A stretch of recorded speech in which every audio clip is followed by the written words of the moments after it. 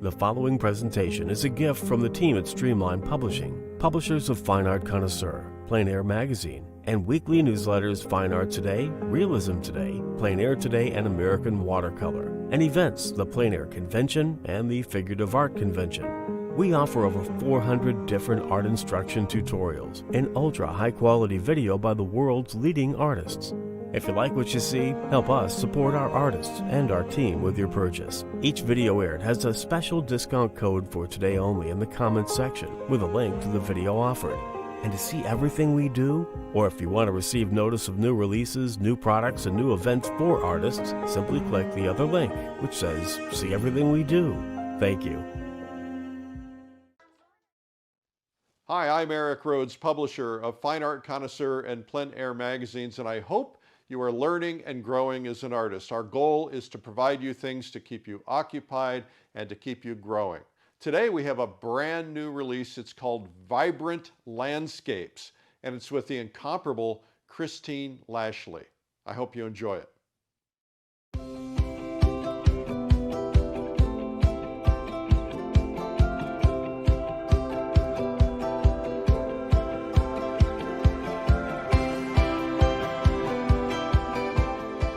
Hi, I'm Christine Lashley, and today we're going to be looking at water reflections. We're going to be painting in the studio. However, we're also going to be looking at plein air and how that is going to inform the studio paintings. And the big thing that I hope to get across to you is how to formulate your painting being excited about the moment that we experience outdoors.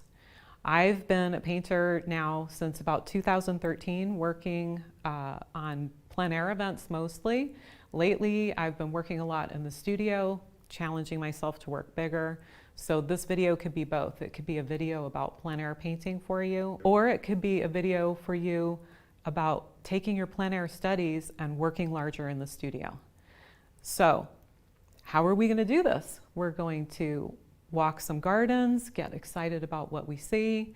We're going to dig deep and understand about water reflections. I have a lot of tricks that I'm excited to share with you about different ways to understand them so that when you are painting your painting, you don't get bogged down into copying all the details. You understand the structure of what is happening. You understand how to mix color. We're going to also look at how to apply paint to your best advantage to mimic the look of water, the glistening reflections that we're going to see. Although I'm from the Washington, D.C. area, I feel like I'm more of a global citizen. I've traveled a lot of different places. For a while, I was living in different countries every 2 to 3 years. And so a lot of the things that I've seen boil down to being excited about my surroundings with the quality of light that I see.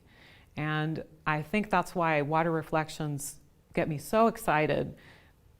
There's just a quality of light that is very special about the fact that you've got different colors that are happening, and it's just a fun challenge to paint.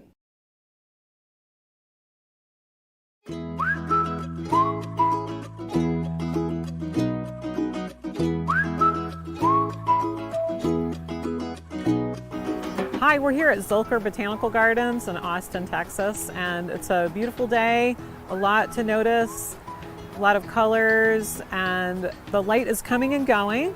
So for a plein air painter, sometimes that poses some challenges. Let's take a look at one of the first things that struck my eye, which is these reflections of the building into the pond that show a really good example of how the reflections overall are much darker than the light building. So we have components that are reflecting, such as the red roof, the white building in sun or shade, and then the sky. So these different elements are going to all reflect darker. And you can see a little bit of the foliage that's happening, and that of course is a bright spot of green. So you can make a little shift in some of the water. The water is a little bit, let's just say it, the water is a little brown, but you can't go into, okay, blue water is going to be much better. So don't shift the color too much. If you're outside looking for a good scene to paint and you're thinking about drama in your paintings, there's the problem of making all of the effort to go outside, and then it's kind of flat lighting.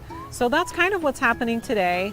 So what I always do is I look for areas of collected dark, a good medium shape that has some interest to it with a variety of shapes, and then a moment of light. So I am looking for the light, medium, and dark when I'm scoping my scene, plus the addition of good shapes. I'm always attracted to areas of higher contrast with value, looking for an area of strong light, strong medium, and strong dark. Here the water is a nice light shade, and we've got the mid-tone in the back and some really terrific dark shapes. These elements are really going to work to your advantage, even if you take the study back with minimal information in the studio.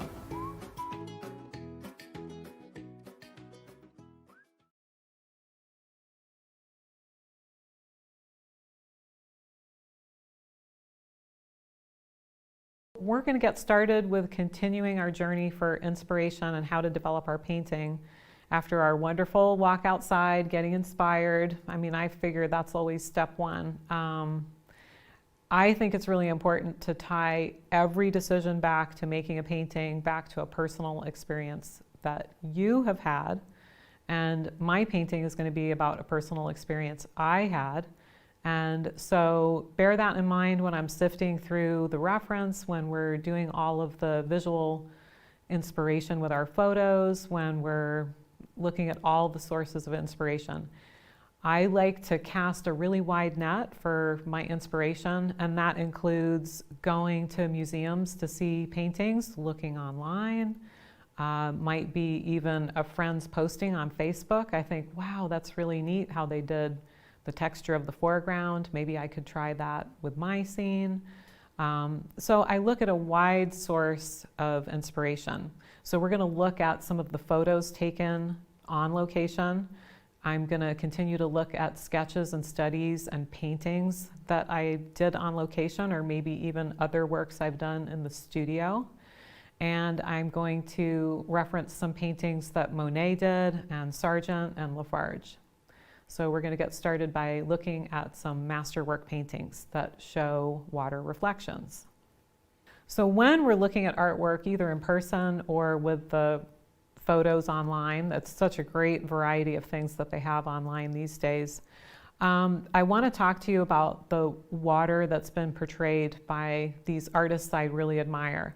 So we have the Farge painting with the single water lily, which I think is really interesting. I talk about this also a little bit later during the sketching phase, because I think that it's a really great way to start tapping into the experience of being on location, but honing in on your individual idea and starting to understand the scene. So keep in mind always, is my object light or is my object dark? And you can see that Farge has got a white water lily, beautiful shades used here, and then lilies are mid-tone and the water is dark. And then other images that we have of Monet, I have several picked out here, just show different types of reflections. He's got some really terrific simplified forms. And he's also got some wonderful ways of showing what I explain with my basic sketches, where we have stuff going down and stuff going across. And we also have areas that will show, if there's a large tree, we can see the mass of the tree and how much that is reflected. And that basic shape of top of the tree to the water line, and then again the water line into the water, how much that reflects. It's going to be that same measurement. Then we get into some really interesting reference where we have a more complicated situation and a visual feast, no doubt. Sargent really brings out all the tricks. He's got areas where we can see into the water, and he's got areas of minor agitation to the surface of the water, and plus he's got foliage of the shore with interesting shapes, and then we have reflections. So he's pretty much got it all going on here, and that's just a terrific painting to look at for some inspiration. I did a painting in the studio based on my study of Darby Creek fishing trout stream. My Darby Creek sketch that I have basically shows the same type of structure where you can see into the water. And I did look at the Sargent painting for some inspiration on how he handled some of the colors and maybe some brushstroke marks. I mean, the design is really going to be different, but yes, I was looking at some of these paintings for some inspiration. And plus, it's great to see how somebody else solved the same problem that you're working on.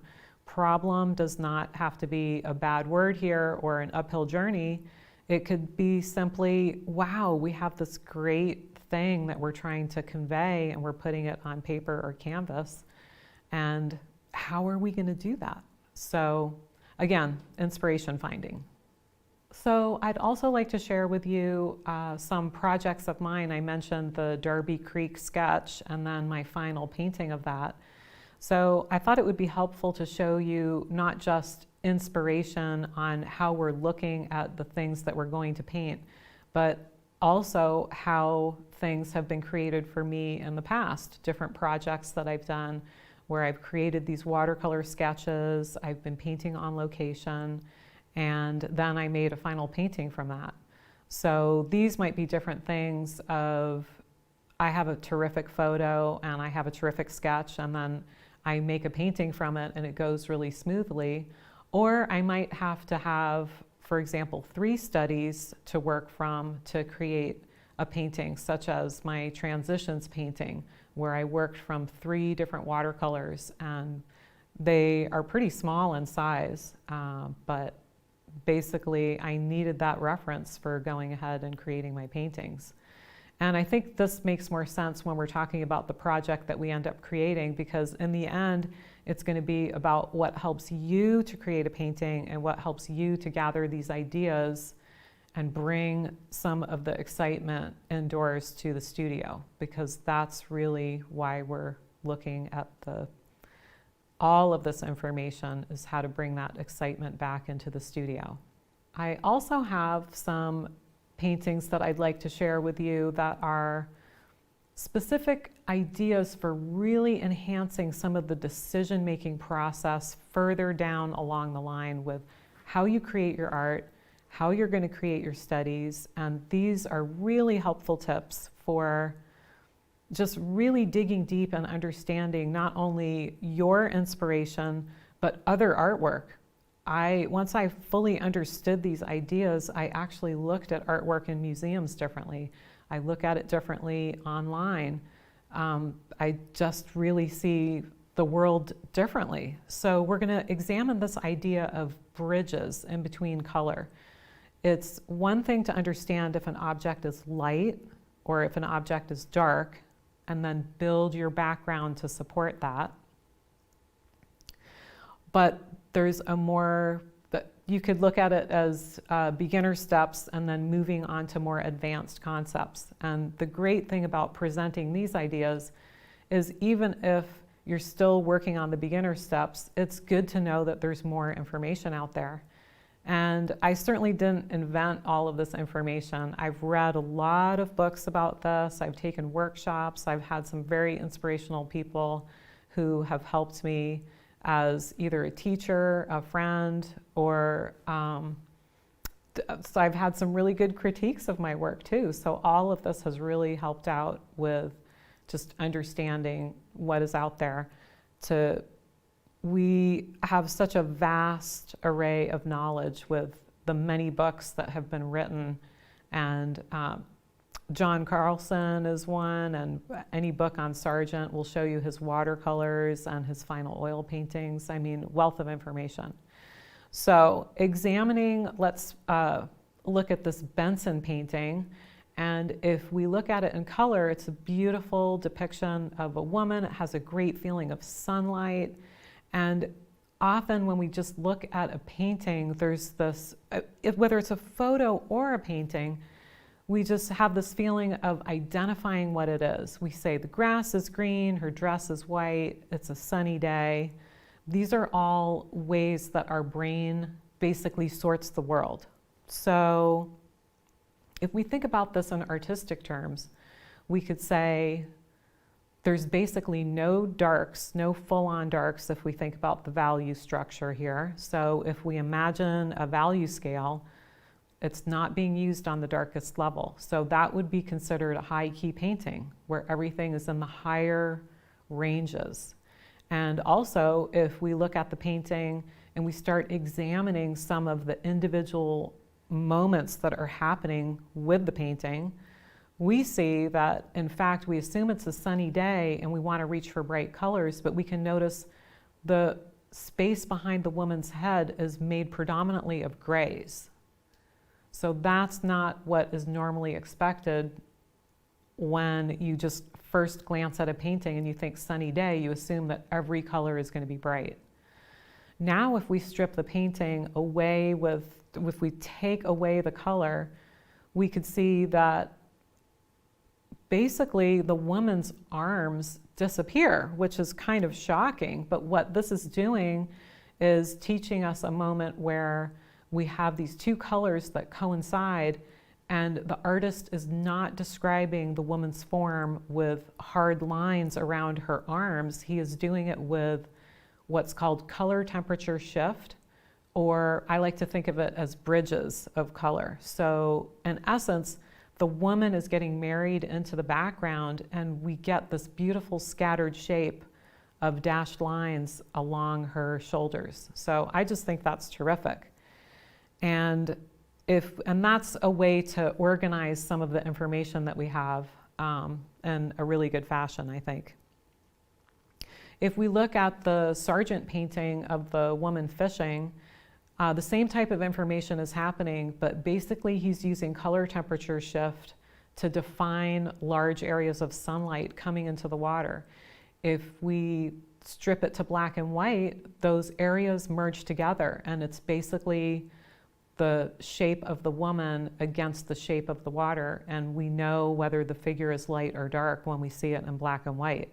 And interestingly enough, it might be tempting to go into really bright yellows and a lot of areas of white, but you could see that he's used orange to define those areas of sunlight. And in fact, it's the same tone as the blue of the water. So these are really great tricks. It basically doubles your arsenal of colors and value that you can paint because you're splitting a shape based on color temperature shift. Sargent does amazing things with not only his watercolor preliminary studies, but his oils as well.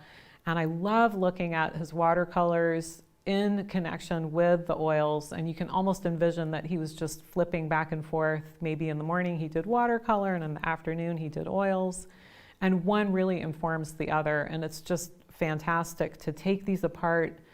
Enjoy them as an image, of course, they're wonderful, and we can look at the brush strokes, we can look at the color, but if we tease apart the value structure and start understanding this as, is the figure light? Is the figure dark? What can we learn from that? We see bridges happening with his adjacent colors, which is just terrific.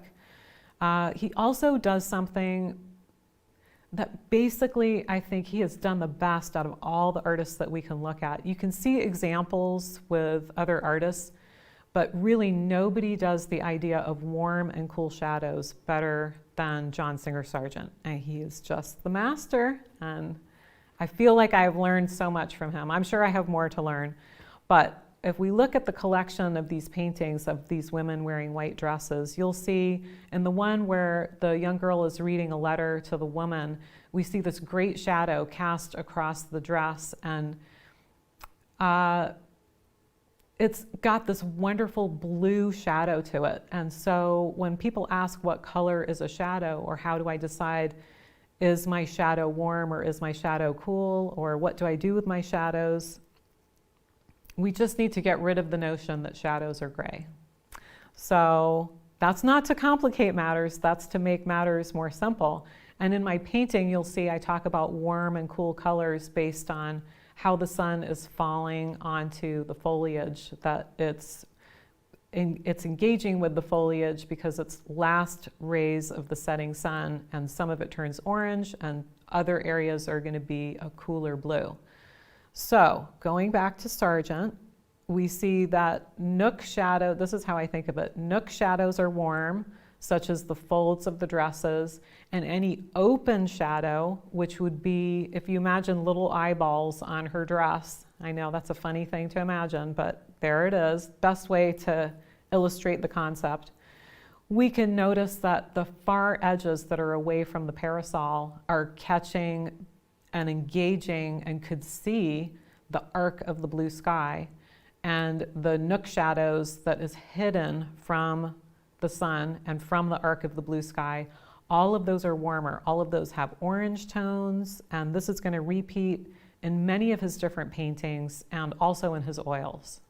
Let's get down to the idea of defining what is water. This might seem like a crazy thing to talk about and way too basic, but I think this is very important. There's examples of where water has a mirror-like quality to it. And so there's three distinct types of water. One is you see nature presenting something like clouds in a sky, and then you could see it directly reflected in the water. And then you get into a situation where there's maybe a little gust of wind, or perhaps the stream is running along. And so the mirror reflection, and mirror is a great word because that is really what water is doing, is it is reflecting full on what is happening in reality. So with the mirror reflection starting to get broken, we get into shards of light, we get into refractions, we get into little bits and pieces.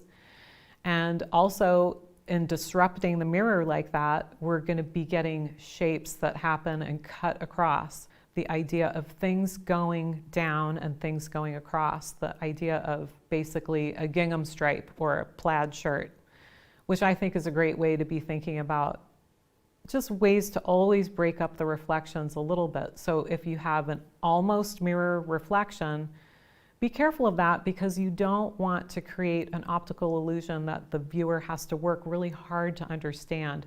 Water usually has some type of movement. And if for some reason you caught a perfectly still day, if you think about a lake or the ocean, that's kind of a rare event and it makes for almost a shocking photo. So it's not necessarily going to make the best painting that you caught this kind of bizarre, super still moment. It's more to the norm to have a little bit of water be refracted by wind or some motion in the current.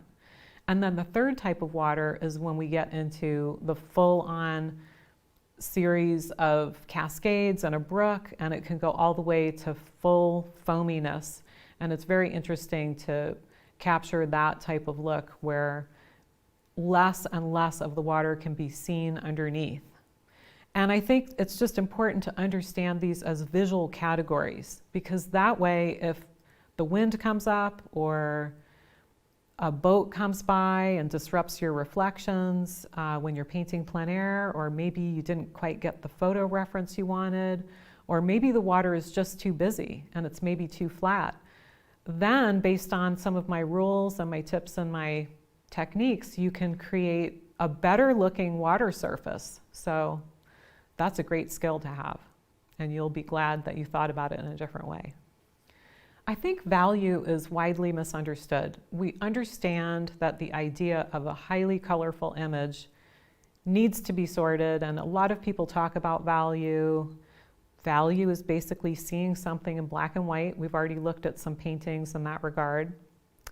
When you sort your photos, you can certainly strip something into black and white to fully understand it and think about your grouped shapes. So here's two terms that are used a lot, and I think they're really not very well understood. And it's not that people don't understand. It's that we just don't live our lives needing that set of skills. We just don't, unless you're thinking about composing a painting.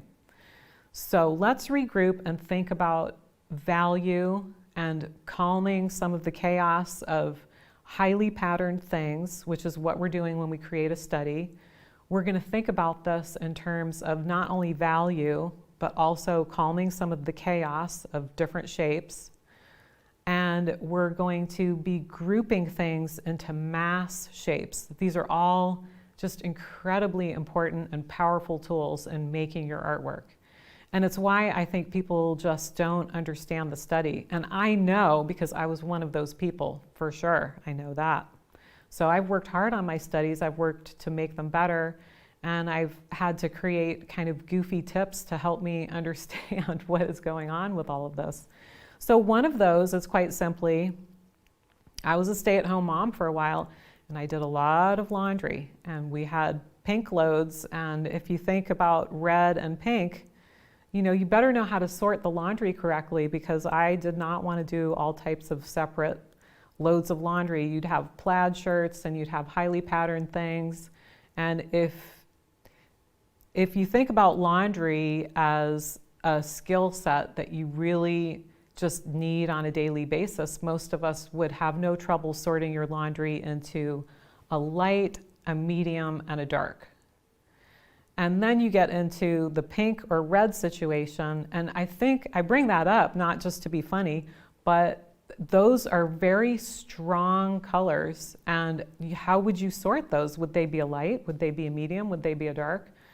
Sometimes strong colors can get people confused into thinking that maybe they belong in the light category because they just reach out and they grab the viewer. Oftentimes those are medium or dark colors, interestingly enough. And you learn your mistake if you put your reds and your pinks with the light load, then people have things that turn pink. So anyway, I have these photos to show you a jumble of clothes that are highly patterned and not sorted at all. And then if you strip that into black and white, we start to understand more what is going on. But interestingly enough, if you use the power of squinting, then you can blur all of the colors together, things get radically simplified. And that plus the idea of sorting laundry, if you look at your reference photo and think, okay, I don't want to do lots of laundry here. I just want my light area, my middle area, and my dark area. I think things fall a lot better into place in that frame of reference and that mindset. So give it a try. In addition to manipulating your photos, such as changing the lightness and the brightness, or stripping it to black and white, or even blurring it to understand and just get a grip on what are all of those crazy, crazy shapes that we're dealing with. How do we get rid of some of the detail? Detail is really the enemy when we're composing the basic bones of our picture. So we want to reduce all the chatter, we want to get rid of the chaos, we want to just cut through to what are those big shapes that are happening. So I do things in my photo programs. They're changing all of the time. Phones are getting more powerful. So play around with a few different settings, or even just quite simply take a picture out of focus. You can certainly use that to simplify your image and find some basic shapes that way. Looking at these selection of photos, I'd like to break down the nuts and bolts of how water reflections actually work. You can see I've marked here the measurement of the tops of the trees and how much they reflect, and also this idea of stuff going across and stuff going down is going to be shown so that you can start to understand some of the components. Here's a photo along a stream bed where I was really attracted to a collection of light colored rocks. They were in sun and shadow, and I wanted to understand more of what was happening with the shadows. And I really loved the reflections that were happening. I think this photograph illustrates that you can't see into the shadows with photos. It's next to impossible. You can do things like bracket your exposure, of course, or zoom in and take different pictures. But if we start understanding this idea of water is less than when it reflects, I think that we're going to get a lot further. And here I've showed you how the white color of the top of the rock is reflecting as darker, and then the dark colors that are the trees and shadow, in fact, reflect lighter. So remember, reflections are not always just darker, and it is going to be affected a little bit by sun and shadow. This shows with photographic examples how that idea can really help you to sort the information in your photos.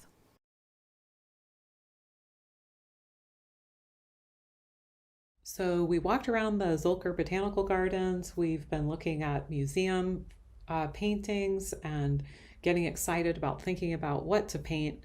Let's finish figuring out what to paint and how to sort reference for our project by looking at a collection of videos and photos of the landscape.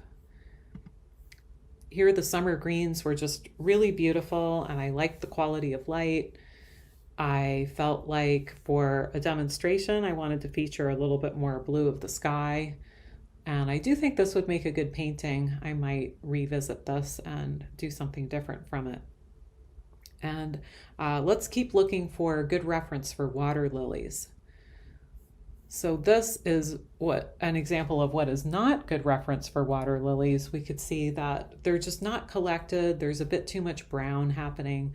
And I think it would be hard if I was going out on location, setting up somewhere, I would probably end up painting something else just because it's hard to get inspired by that image, even though the water has some qualities that are really nice. And also the lilies are just so equally scattered. It's not gonna serve our purpose. Here you can see there's more lilies and they're more alive, and we do have some visual interest that's happening in this area, but there's just an equality to all of this. This area is equal, and we have just bands of horizontal lines happening, and it's almost just a complete scatter of dots, and there's not as many zigzag shapes or interesting things to make the viewer's eye move around. I liked this water's edge, even though this does have a lot of brown. It shows a good example of what happens with looking into the bed of the stream and then the fade of the sky as it starts to move up here. And you can see that our darkest darks are going to be at the base of some of this foliage. And interestingly enough, just like at the botanical gardens, at the Zülker Botanical Gardens, we saw bright green foliage, but it reflects as browner and more a little bit transparent, but all of the green has been stripped away from it, and it just becomes a tonal reflection. So this area of shore is darker and some of the cast shadow, but notice what happens here in the water. Some of the shadows in the water are less dark. This is important. This goes to the idea of the water as always more of a middle ground and not having some of those really high contrasts of light, and then not having the dark. The dark belongs in the reflected area and along the edge of the shore. I think we're getting closer for interest with water lilies. This was a great shot of, you could see the nuances of the colors of the lily pad. There's some variation in the foliage. We've got a bit of blue sky happening here, and I like this idea of the lilies crossing over the shadow area. And you can also zoom in a little bit to get a further depiction of just kind of focusing on our intent here. And I think this would make a great study. Let's move on to the project that I've picked for us today with sorting some reference photos of Giverny. And here we could just see that there's a lot of information going on. It's very inspiring, and it's a beautiful place to be, and I've had a wonderful time painting there on location. But there's walls of foliage in front of you, there's trees, the light is moving very quickly, and here there was just too much vegetation in the front. And so I was looking for different viewpoints that would have just more of a feel of what I was looking for. This was a bit dark, I thought. Again, an exciting image, but just a bit of clutter going on. So we really have to organize that clutter and figure out what we're going to be doing. This had a great feeling of last light. and it's fairly rare for the photograph to be able to capture that. Usually that's easier on location. The problem is when you're painting on location, it really does not last that long. So that's always of issue. Now we're getting to the photo series where I really liked what I saw. I got so excited about this. I knew it would make a really good painting. I knew I could take this information back to the studio and do something just really great with it. And this is predominantly what I'll be using for my reference, and I'll show you the series of photos that is, there's about 3 from this point in time and this vantage point. And the things that I liked, I really liked this color of the water and some of the interesting shapes of the lilies. We could see that there is information, unlike the previous one where the white was kind of blown out of the blossom. We could see some information in there if I felt like I needed to zoom in, which is always a big bonus. And then by cropping, I get the angle that I want for this tree. I thought this had a lot to offer. We have those zigzag angles, and we have some subtle nuances, and the clutter of the foliage is kind of tamed and calmed down just a little bit. Plus I had the bonus, here's a couple of others from that series, a little bit more cluttered. Here is a great photo, and I thought the color here was the best. I just love this color in here, but you could see that the tree is missing from the top, so kind of a problem. Just to show you the on-location study and then a little video clip of what I was seeing. You see that golden light, it's just so wonderful. And I did 2 quick studies in watercolor. This just to capture the water's edge, and then this one to capture more of the full scene. And I was just hoping to capture something. That was basically my goal.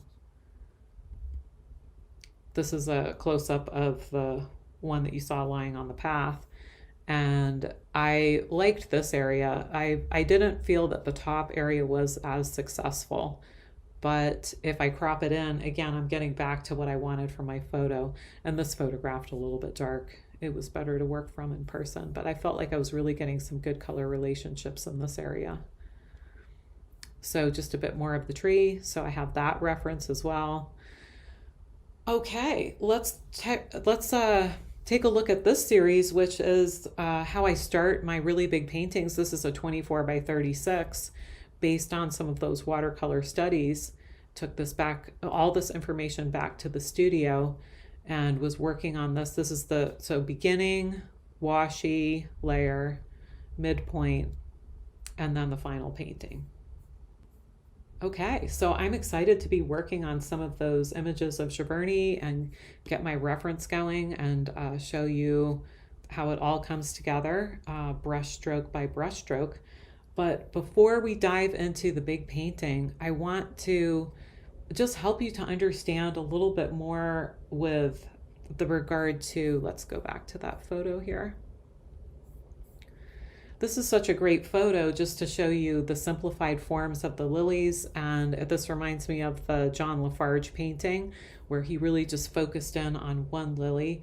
And I want to be talking about ways to just radically break down our subject and understand this idea of a collection of lighter objects and then collecting some of these darks. So we're going to get started with some simple watercolor exercises that are meant to just help you understand some of the main components that are happening in the painting and the main ways of thinking that are going to be put into that final piece of art.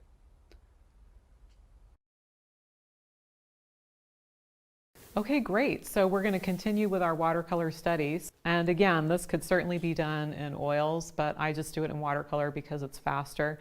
I actually started as a watercolor painter and then kind of transitioned to oils. So I guess my brain sort of works this way anyway. And you'll see that my oils, in fact, owe a lot to my watercolors, and I'll be talking about that as I create my studies. First things first, let's talk about the issue of the study and also composition. These are what I would term not popular subjects with either my students or myself. I feel like I have to learn about this, and I also try to go easy on myself when learning about this because it's basically, I'm trying to make this fun for myself when I create my painting. The best way for me to think about what I'm actually going to be painting and what is the point of painting my image that I have in my head, this exciting moment that I saw. And that is going to quite simply be, was the object predominantly light or was the object predominantly dark? And what can I do with these shapes to make them interesting? Let's review. You can use a value chart if you like. That's certainly a good thing to do. Just mixing some burnt umber and French ultramarine blue here. That makes a nice neutral gray. I like that better than Payne's gray for my palette.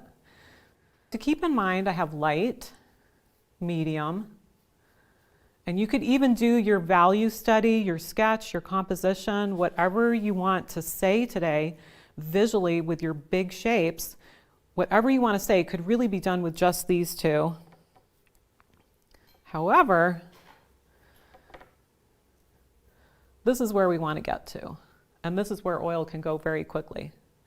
That is your dark range. Watercolor for me helps me to stay in this lighter range. Watercolor does the lighter range very easily, and it's harder to get this dark color, and quite simply you just use less water when you're mixing with that.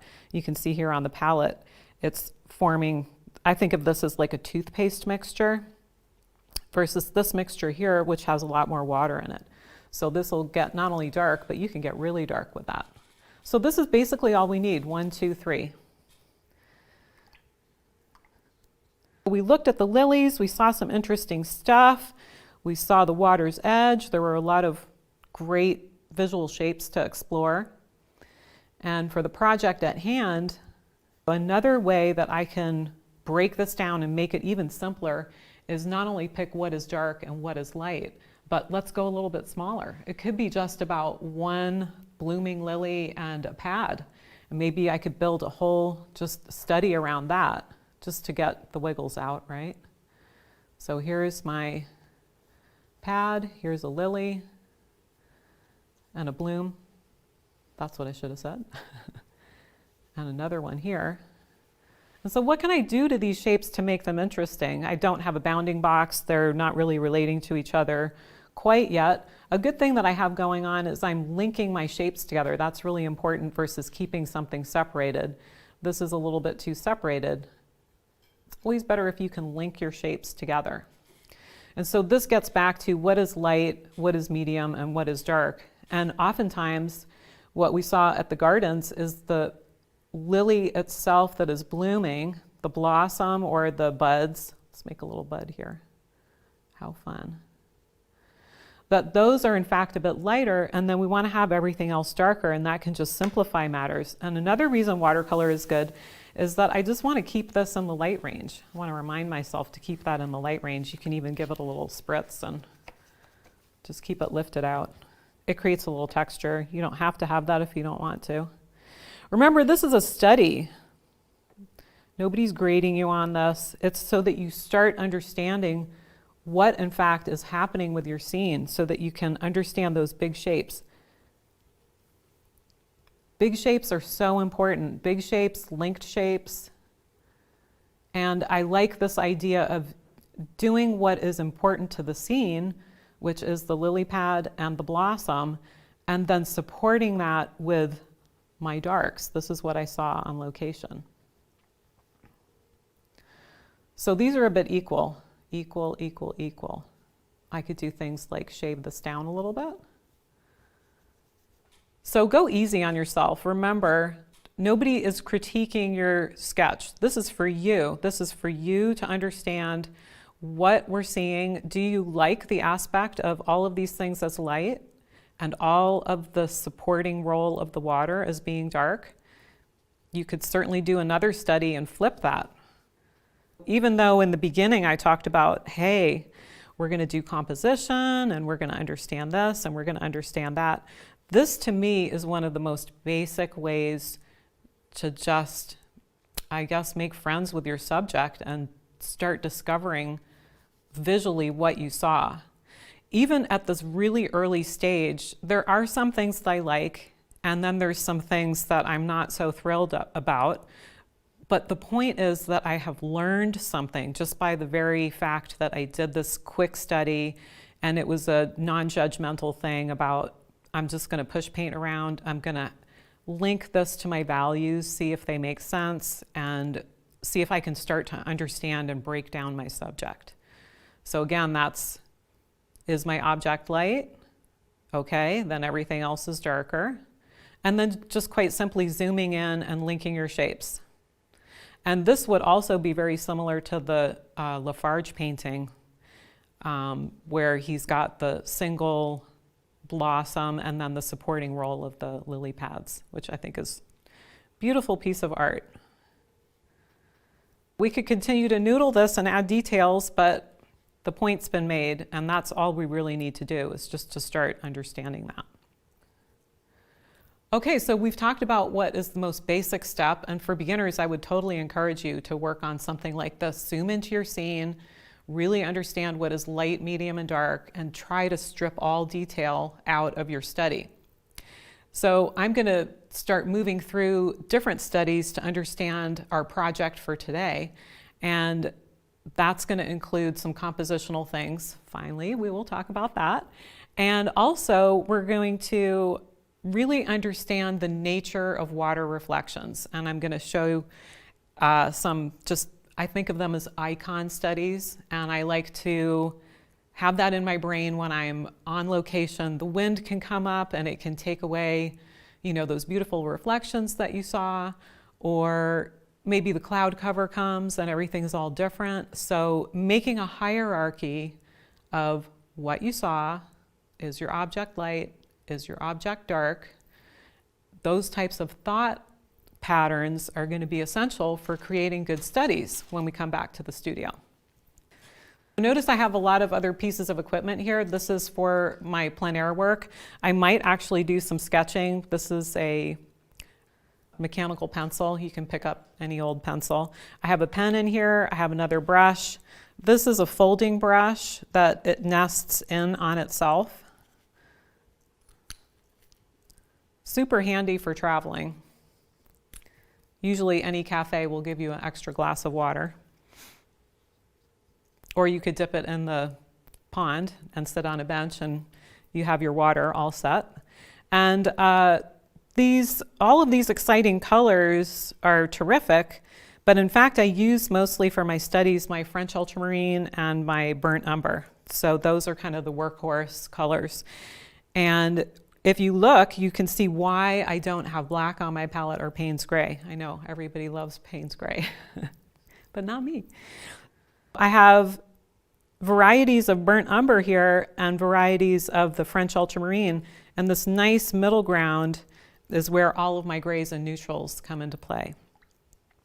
Even though I would consider myself a colorist painter and enjoying light, enjoying bounced reflections, everything that has to do with color, it's really understanding value and doing some of the work that we're going to be doing today that has made all the difference, I think, in my paintings, because in order to fully have the power of color on your side, you have to understand value as to how it relates to color. So again, that's what we're going to be continuing to understand and build the painting basically from the sketch up. Here we go.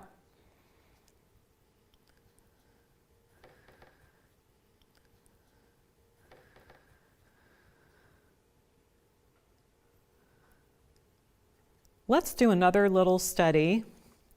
Now we're going to get a bit into color. This is going to be based on what we had before, which was the very simple study. Actually, we could do it right here. Got enough room.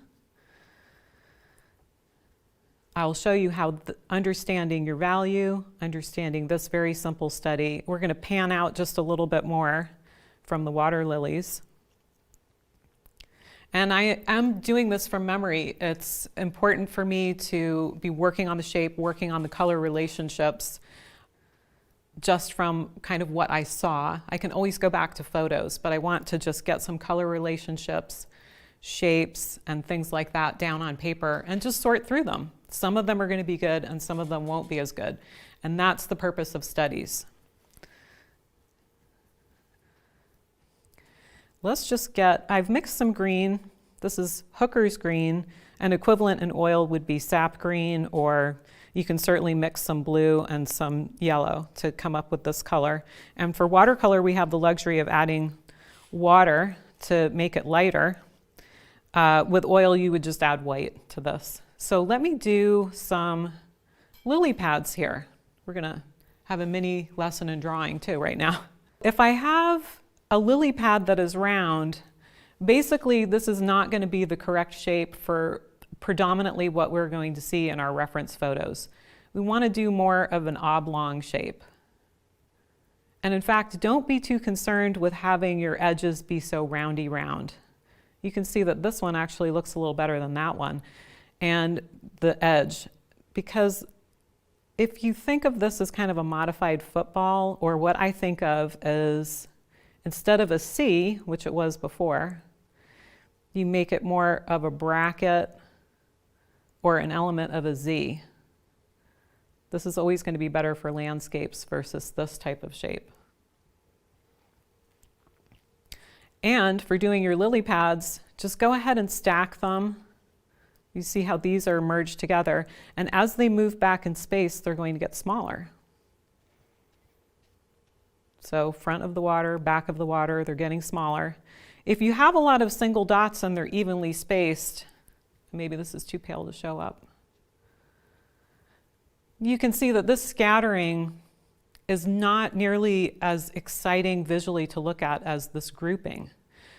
In a painting, these are some really helpful comments to have in your brain, and that is, we want unity yet variety, and we want to get the chaos and order. So that means grouping some of your shapes and understanding how all of that comes together into these lumpy masses that are of similar value in this range. Let's make these some good groupings. And in general, you want to avoid 50-50. So if this is really my painting, are the lily pads going to be 50% of the painting and then the water is 50%? Uh-oh, maybe so. So what can I do about that? We could add more lilies. And in fact, this one's a little big.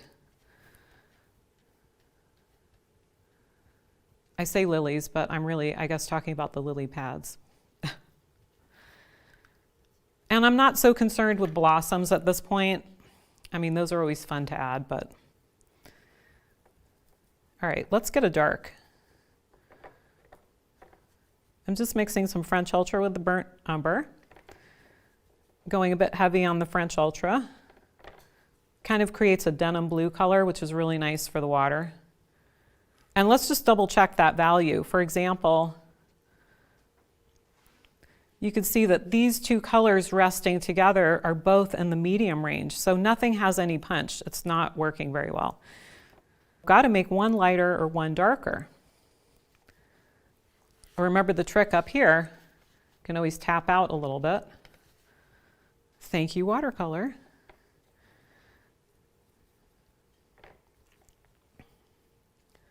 All right, let's get this nice and dark. And with watercolor, you have two chances to make your shape. This would be the same for oil. You could create this green shape and just have this be on the white canvas, or you could use a toned canvas if you feel more comfortable with that. And I can just shave down these shapes. The color is a bit wet. I don't mind if it bleeds, it's fine.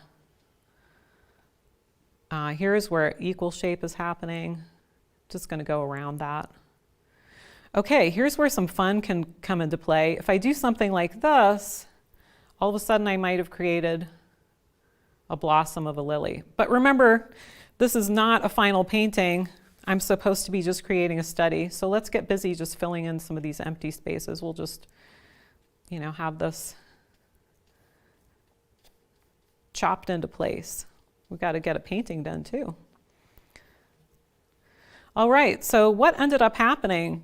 When I have some full coverage here, I would say this probably isn't as dark as I could have it, and I might also want to play with my design. Let's have a little bit more water. Just go right over that.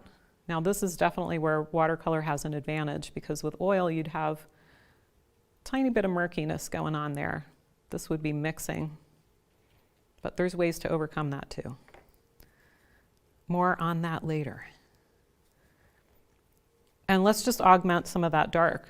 Let's play with that. Let's get in some super dark reflections. So we want to just have this. We're going to understand the concepts of what I'm painting here, because I'm just tossing out shapes right now. This would be basically the sky. Here's the lily pad itself. Then we have the sky reflected, and oftentimes we'll have a tree that is going to reflect in the water. So that's what I'm playing around with now.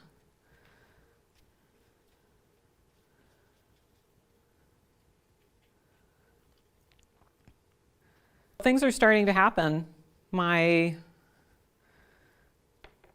think we could do a painting that is a little bit more close focus here. And you could see the color range is pretty minimal. Let's get some smaller elements. This is interesting too for a study. I like to remember we talked about avoiding halvesies. We don't want to have half lily, half water. We don't want to necessarily have the picture plane divided in half. Here I've got some thirds. Also, there's this idea of a lot of whatever it is, a lot of water, and maybe a little bit of implied landmass coming in. So that would be the trees. And another way to describe that, if that sounds confusing, is that I like to have big, fat, chunky elements and then some smaller, thin elements. That will come into play with the painting where, especially with oil, I think it's harder to get some smaller kind of sparkle elements that are happening. Maybe to have the brush on a chisel point and avoid that. I think I kind of went a little overboard on these dots. Let's take a few out so that the ones that are left mean more. There, for a study, I think that's better. Okay, great. So we're going to keep progressing. We're going to keep panning out of our scene, and we're going to take in the big view, which is what I'm going to do for you for the final painting. Now, the reason that I chose this other type of view is quite simply I did some studies and I had an idea in my head of what I wanted to say. Could you do a painting based on these other studies here? Of course. And in fact, I have done some paintings of water lilies that had this type of a little bit more close focus viewpoint. Nothing wrong with that. When we're working on this bigger painting, I'm going to strip it down to black and white before I approach the color. Let's talk about good and bad design. We already talked about halvesies and avoiding that. So I'm not going to want this to be the water area and this to be the landmass area. I'm going to choose to raise up my horizon line. This is going to avoid that half point. Already better. So you want to watch your intervals. I also don't want 1/3, 1/3, 1/3, even though technically that's better. I want to introduce a different element. So I'm going to be working with a diagonal line here. Maybe even raise that up a little bit. I'm going to have most of this be darker.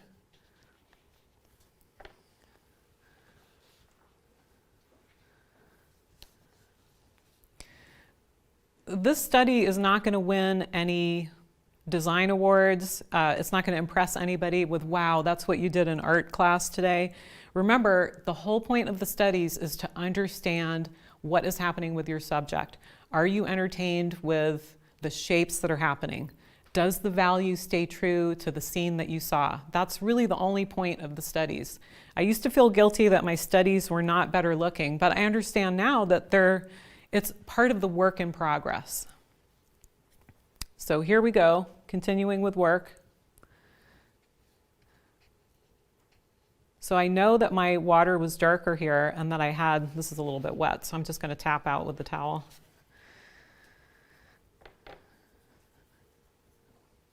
This paper is pretty interesting. It's basically sketchbook paper. You could do this on any old sketchbook, but this is Stillman and Byrne paper that is heavily sized, and I like the Alpha series. It's the red label, and they make different paper weights, and I just like the thin weight because you can't see through to the back, and this does a good job of the whole point of working on this versus the sketchbook paper. Wouldn't really be able to do the lifting out on the sketchbook paper, but with this paper I can. Lifting out meaning working with the water to recapture some of the light. So again, what is my study?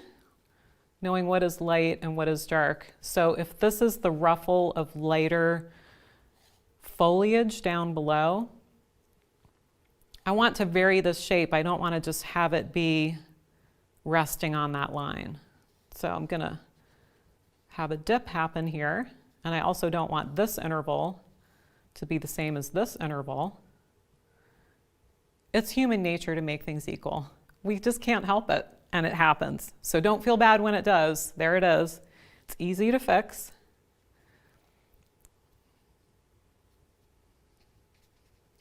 And even if you mess it up, again, this is a little too equal. So let's get a pokey thing coming up here. You know, if you think of it as playtime, I'm moving shapes, I'm rearranging stuff. I mean, think of putting a new sofa in your home. You're not going to put it in a doorway where somebody walks into the room. You're going to move it around to where it feels good. You know, I'm going to walk into the room, I want to sit here. This is the same thing with basically something blocking your view here. I want to move into the painting. I want to have interesting shapes so that the viewer's eye is entertained. That's my only goal here. And believe me, I have to work at this. I have to find my way. I've done many failed studies. I've done paintings where I've scraped everything out. So in one of my paintings of this scene, this was a very inspiring scene. This was from Giverny, and I got to paint there during the last moments of the evening. And yes, it was really spectacular. It was so spectacular, I didn't even know if I could do a painting from it because I was so emotionally involved in the scene. I mean, how do you even paint that? Monet has already done it, and he did it really well. And what was I going to say that was different? And then I just got back to what was exciting, what was capturing my attention on location. And even though the studies that I did on location were, you know, they were okay, but they captured some color that I thought was really great. And so that, based on my memory and those studies, really got me excited, and I worked large, and I had a really good time on those paintings. So in my larger painting, I added a dark shape here, which I thought balanced the shape that was happening here. In the study, in the painting that we're going to be working on today, I think I'm just going to keep it a little more simple with some of these shapes. Let me fix something that's bothering me here. And it's bothering me because I have a big amoeba here, and I quite simply want to break into that. Make this, I'm looking for edge variety. So a bit square or triangular, and same thing happening here. Now you might create fantastic studies. Your shapes might look amazing. This is what mine end up looking like. And as long as they serve the purpose to get me to where I want to go with my painting, I'm going to be okay with that.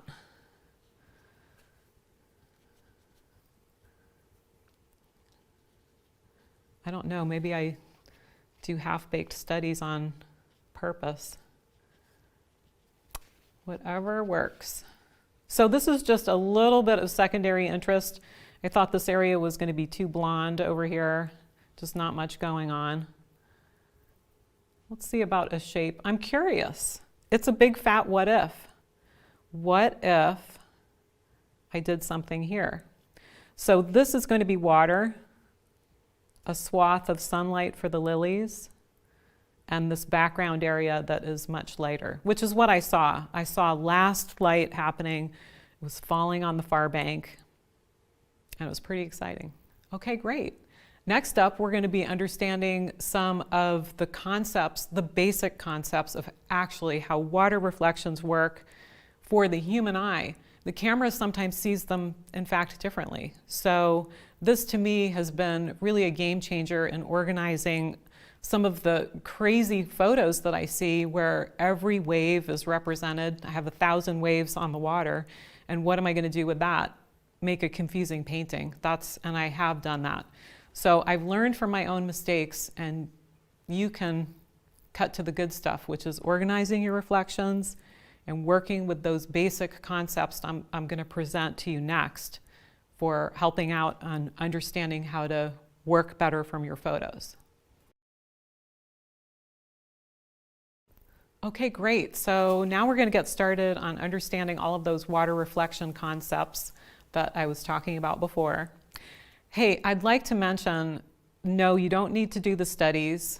I would say that when I present the idea of studies in class, so you don't have to, but I highly encourage you to, because when I present studies in class, the people who do the studies, sometimes they say that the study just helped them tremendously, or they like the study better than the final painting, maybe because there's not much expectation out of the study. So the people who skip to the painting, in fact, learn the hard lesson that the study shows you your weakest point of the painting, the things, or your future painting, I should clarify. So if there's an area that's a little bit weird in shape, that weird shape is going to show up in your painting. So you see these studies that I'm doing and the little bits of understanding with water reflections, color ideas, all of those things. Basically, that's time well spent, because if you envision doing, here I am working this big, and if you were working this big on an oil, it's just going to take a lot larger amount of time and effort to cover that. So it's time well spent. All right, what about water reflections?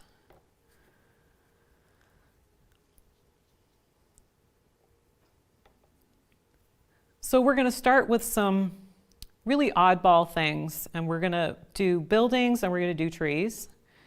And these are going to be incredibly simplified, but they're going to explain this idea of my water formula, which is water. This is going to be water, and this is going to be my beautiful scene with a red building, and I'm just pulling these out of my head. But what I want to convey to you is this idea about the water reflections. So often when I'm doing a painting with water, I'll paint my reality first, and then I'll match my reflections. Let's just get that water line here. Whoop, all right. So reality, water. So it almost doesn't matter what you put here. Let's get a pine tree.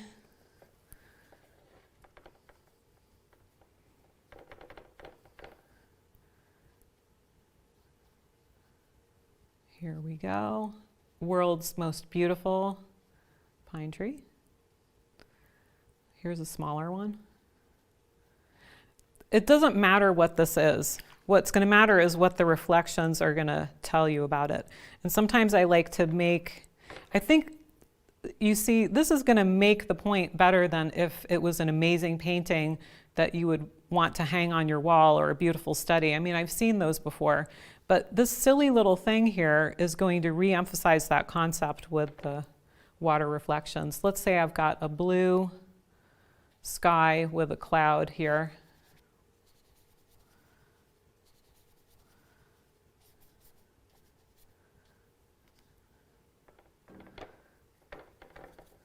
And we're in Maine. We've got some far hills. Whoops, went over. Doesn't really matter. Okay. Enough to get started on the job at hand. So also let's take a look at value. Our old friend. We have a light object, we have some medium objects, and we have dark objects. Now let's get started on our water. Just like we saw when we were looking at the photos, I have marked out these interval points where we have this point reflecting to this point, and it's good to know where the water's edge is. In other words, this area is going to be water, and then we have the point at which land happens. So whether this is a dock, whether this is a grassy edge of the stream or the lake or the ocean, this is where land is happening. And that is super important. Sometimes this edge varies, it like scoops in or whatever. We're just keeping it straight for understanding the basic principles. So we want to measure from here to the water's edge. Just take that shape down. That's going to follow on a straight line. And this is going to give you your first point of reference for your building. Do we have to start with the building? No, we don't have to. Now let's get into this angled line. Oh, well, first we can do the easier thing, which is this. So that goes there. So to get to this point, we simply measure from here to here. Drop that down. It's going to be about there. And usually it's nicer if these lines are just a little bit wiggly. So we'll just wiggle that up. And you can fill all of this in. Now we're getting back to that point of if you have to know if your object is light, medium, or dark, and then the water is always going to be less than. So we want the water to always be subordinate to reality. We want this to only mimic what is happening in reality. Has to be secondary. Even if the point of your painting, let's say this is where your painting is cropped and it is all about the reflections, you still want that relationship to basically have this be shattered and have the color do what it's going to do.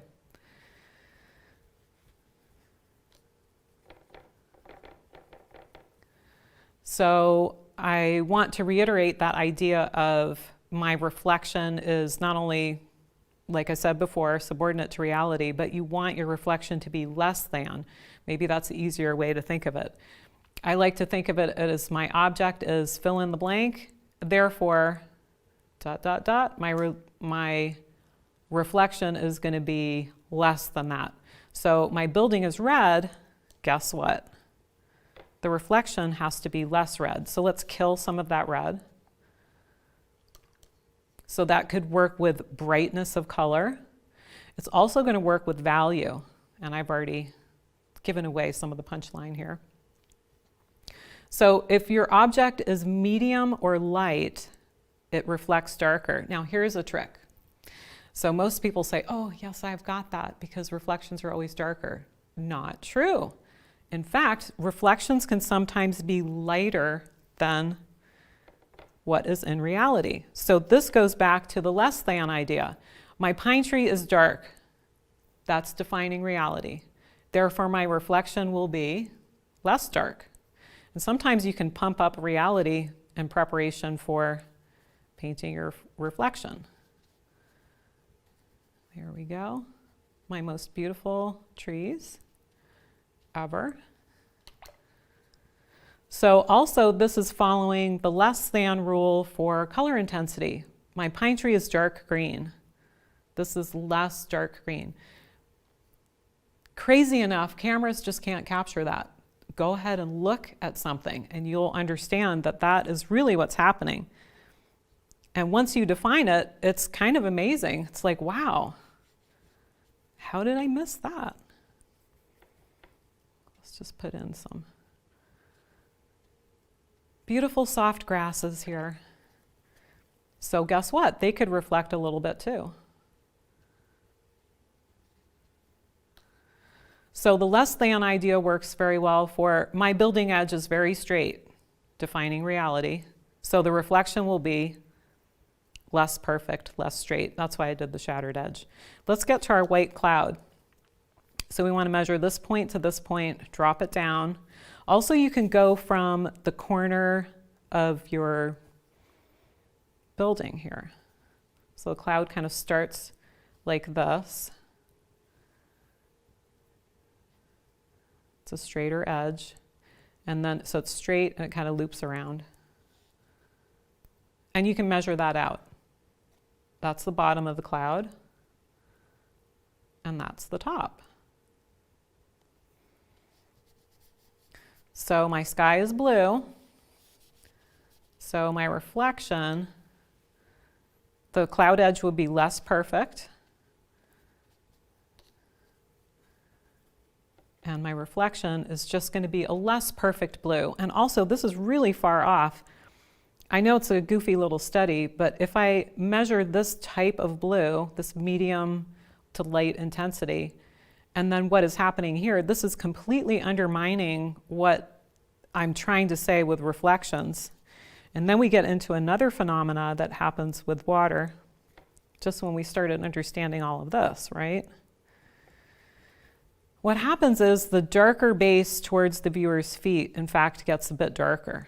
So we want this, I think of it as a sky fade. We've got super dark here just for the body of water. And then it goes upwards and it's going to fade to a more medium blue.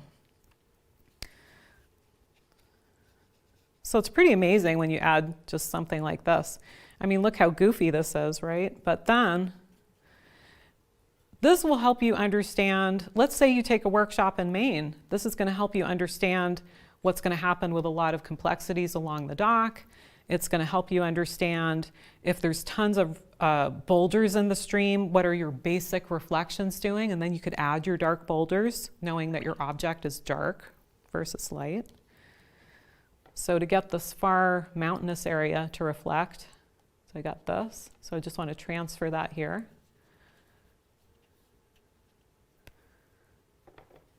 So this is fairly similar. Let's look at something that would be bad. You know, bright green. So your reflection can't be brighter than the tree itself.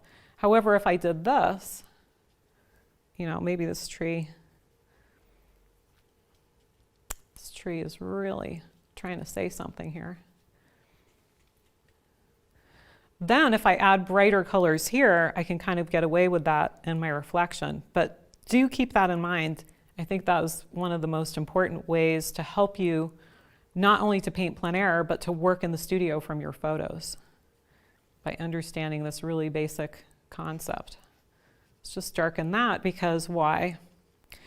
This is still lighter than that, and it was becoming too similar to the value of this shape of the sky. You could do other things as well. So a shape like this where there's a door would quite simply reflect here. But this dark is going to reflect a little less dark. So a window here is going to reflect here. You know, bird in the sky would reflect there. So let me emphasize the idea of angles. I kind of skipped over that before. Angles, I think, cause people a lot of grief. It's very fascinating to me. Some people, they see this once and they're like, oh, cool, I got that. Don't be hard on yourself if you say, wait, I've got to go back to square one. I could never work on this type of thing. That looks really complicated. It is complicated, but I think if you break it down into these components, you know, do your scene in reality, then do your measurement points. You could even do these little dots to help you out, and keep things fairly straight. Notice I've picked some basic shapes, and also keep your water's edge fairly straight. So that would be a great way to start, just to understand the ideas that are presented in this little study. Okay, so angles, they do happen. So if we have an angle of the roof here, what we want to do is remember a little trick. I was never good at math. In fact, I should correct myself. I am not very good at math. However, one thing that I took away from math class was these brackets that go to the part of the formula, I guess, that you're supposed to do first, or these days, you know, brackets around email. So little alligator brackets can fit right on your point of land, right? We got water and land. So we use these alligator brackets to help us out. Let's say we have a leaning tree here. It's a little twisty.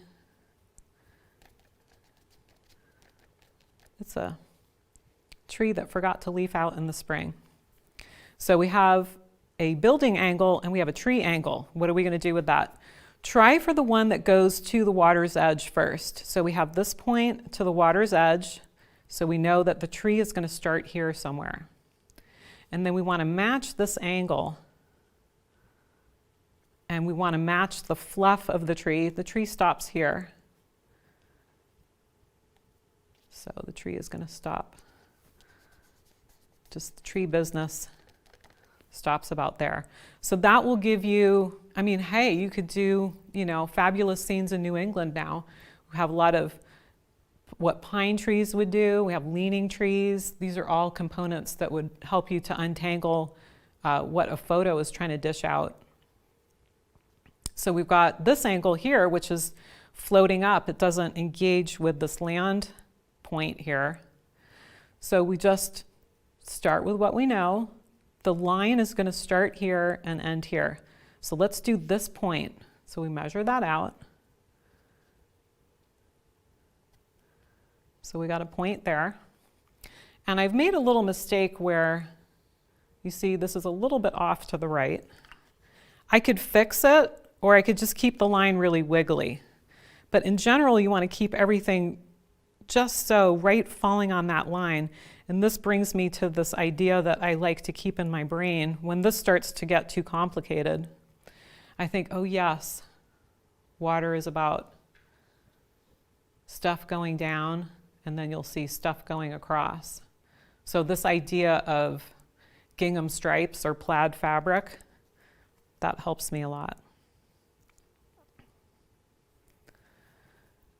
Well, it helps me and my students. I mean, I feel really fortunate that my students have all of the questions that they ask, and sometimes they're very afraid to ask the question. They're like, I know what you said, but I just don't understand this concept. So that means I need to find a simpler way of presenting that information.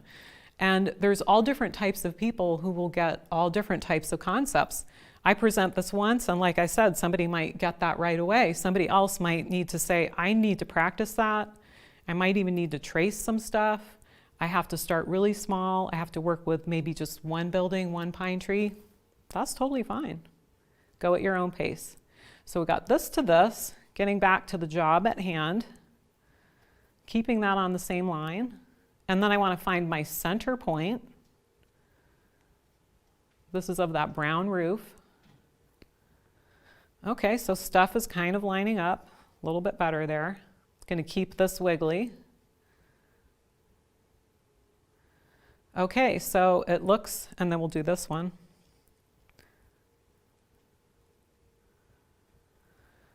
All right, so it's looking arty, but what really happened? I took this angle, so we got this angle and made it happen here. So you could see that the alligator is still happening here. Angle here, angle here. Let's just add another element. Probably won't work, but, oh. We've got beautiful mountain in the background with snow. Okay, so how does that fit into the picture? Those same angles that are happening, just measure this point as to where it starts. Measure the apex of your mountain. Even if you have a little bit of a chip here, these bumpies probably won't really show up in the reflection. But anyway, this point, you know what, this just bothered, yeah, I know it's a little goofy drawing, but it just bothers me. It was lining up with that cloud. There we go, that's better. So tip of the mountain, measure that out, coming down.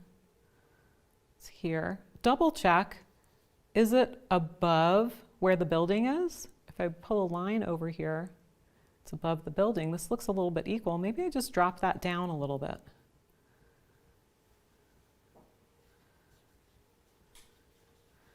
Sometimes you don't need to go crazy with all of the representation of these minute details. You just want to get a suggestion of what's happening. And if you have a hot spot of color, let's say for whatever reason, there's a shadow on the mountain. We've got some awesome purple there. So this color also is just going to reflect here. And then you can just start to have some fun with it, because this might be a very fleeting moment in reality. And then if you know that's what happened, let's say the cloud moves in and you're so excited. This is the most awesome thing ever. I've got this purple on the background. I love it. And then you're plein air and, oh, I didn't take a photo and it left. If you know this idea of how reality then reflects, then you'll be able to do this from memory. So that's a big deal for me. All right, next up is understanding this with boats. So we have a little bit more complicated angles, but I think it's just a great way of understanding, again, this component, but doing more angles. Hope you guys are ready. Would you like to paint exquisite water reflections? Now you can when you study with artist and instructor Christine Lashley in Vibrant Landscapes, a video tutorial course that will help you advance your water reflection and landscape painting skills. Christine will show you how to observe water carefully to see how it behaves so you can create believable water with glistening reflections.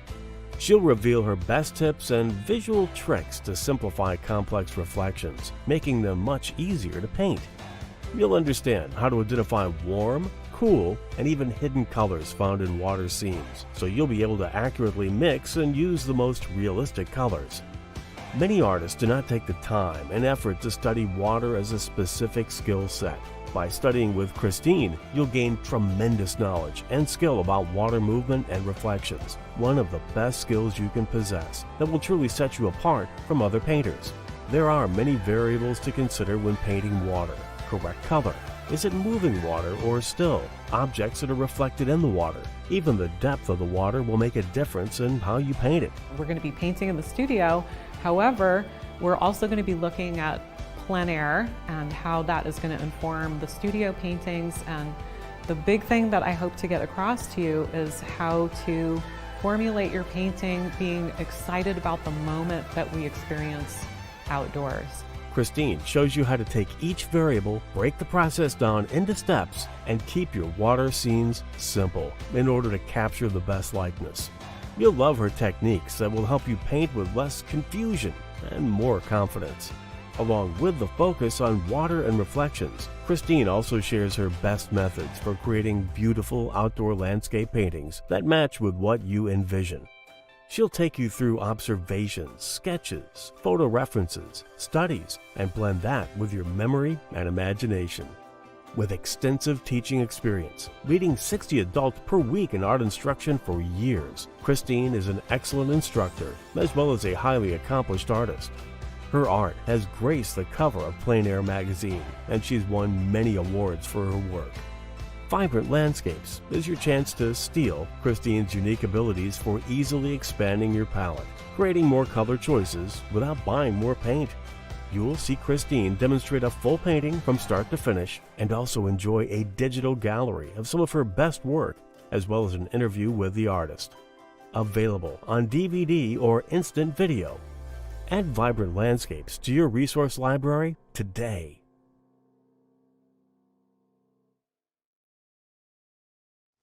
Well, that was Vibrant Landscapes with Christine Lashley, and you can learn more about it at lilyartvideo.com. In fact, there's a discount code in the comments section for today only. Make sure you take advantage of that. Now let's get right to our interview with Christine.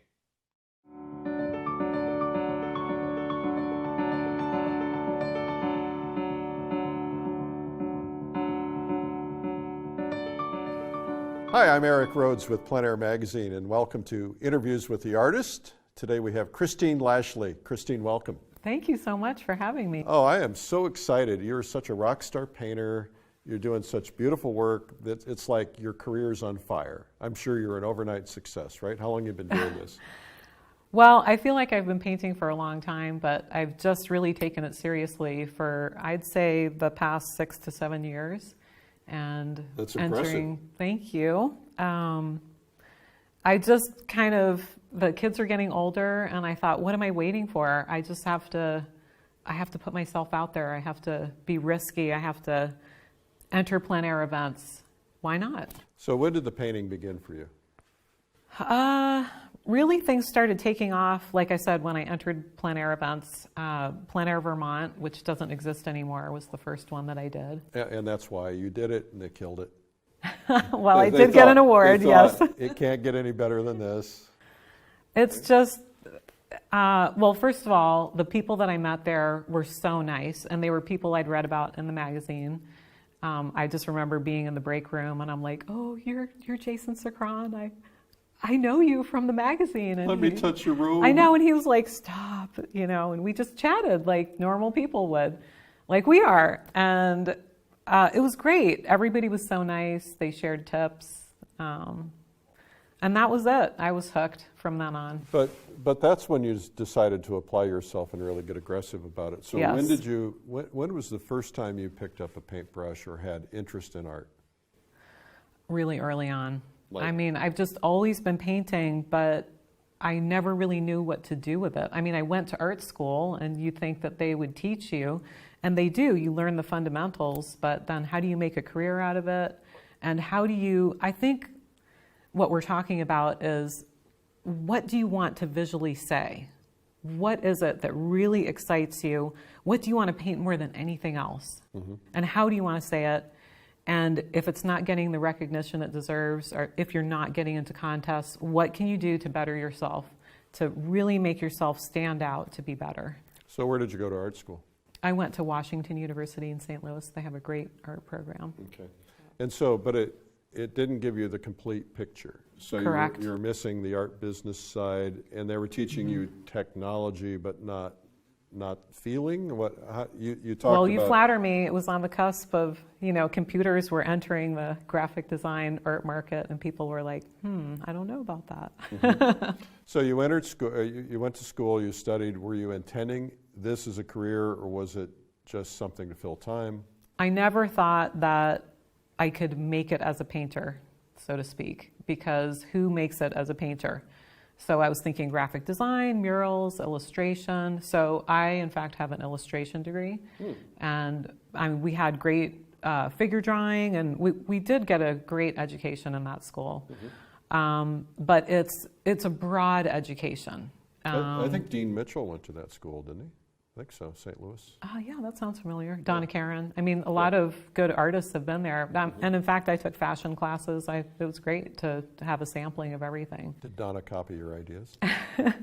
Wearing black, yes. Yeah. And so you get out of school. What happens then? So I worked graphic design and doing murals. And at a certain point, I just kind of, I don't know, I thought, I just don't want to be a graphic designer anymore. I want to do something else. And then I decided to stay at home and have kids. That'll change everything. Right, and it did. In fact, my kids were a turning point in my career because I stayed at home with them. I made a commitment to be happy with what I had, which was a beautiful home life, wonderful children. And I started teaching lessons in the evening and started doing children's portraits because all of a sudden people were interesting. My kids were so perfect. Of course.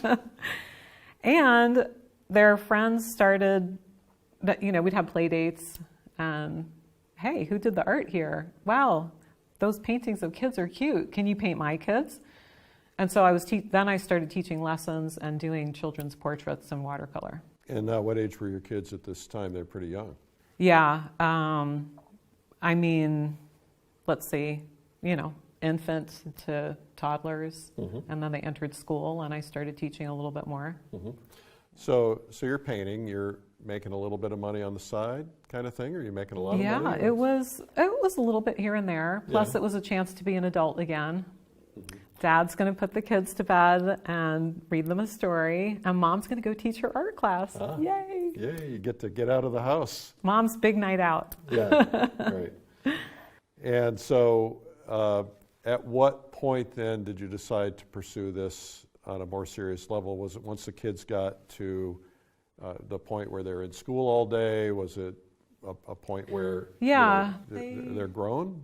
Well, they had to be a little more self-sufficient, and I'm very fortunate in that I have, they started cooking for themselves, first just peanut butter and jelly. Don't worry, Mom, we'll be fine for an hour. Mm-hmm. And then when I can finally do the plein air events when they were old enough, if they were at home, they could let themselves into the house after school, maybe even make a simple dinner. At first it was don't turn on the stove. Yeah. You can reheat what's in the Can fridge. they do that now? Yes, they're great. Yes, my kids are definitely old enough to do that. So when you talk about doing plein air events and you got kids at home, most of these events you're going off for a few days.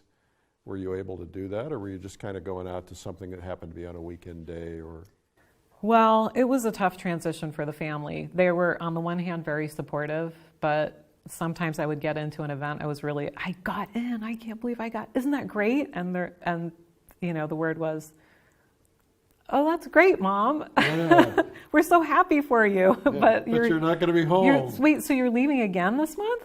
Yeah, so they're very supportive, though. So your best advice to somebody who might be viewing this, who might have kids at home, if you look back on how you did it, would you do it any differently? Would you change it up a little bit? Give yourself a little bit of a reward doing your art a little sooner? What would you do differently? Well, that's a great question because at the time that I was transitioning like that, plein air events were kind of newer. Mm-hmm. And so the infrastructure that you've built, even reintroducing Plein Air Magazine, that's just really raised the awareness. And I think that anybody who is in my situation now has a better chance of getting into events. You could do a smaller weekend event. There's so many more. There's contests. You have the online contests. None of that was happening to the degree that it is now when I was starting out. So it was kind of an uphill battle. So I think the avenue is kind of wide open now. There's so much opportunity. Big change. When we started the magazine, I don't think there were more than five events nationwide, maybe 6. But today there are over 250. So it's changed a lot. That means changed a lot. 250 events means they got to get 15, 20, 30, 50, 60 artists for each event. That's a lot more opportunity. A lot of opportunity. And there's really good cash money now. At first the prizes were, $500, $1,000. That was considered top prize. And now you can have $10,000. Mm-hmm. Yeah. Not bad for doing a couple paintings. No, that's right. Not bad for a week's worth of work. So you are, how would you categorize yourself as a painter? Well, there's labels that you can put to that, painterly realism, but honestly, a big turning point for me, just going back a little bit in time also in the interview, I just feel like I'm learning more than ever.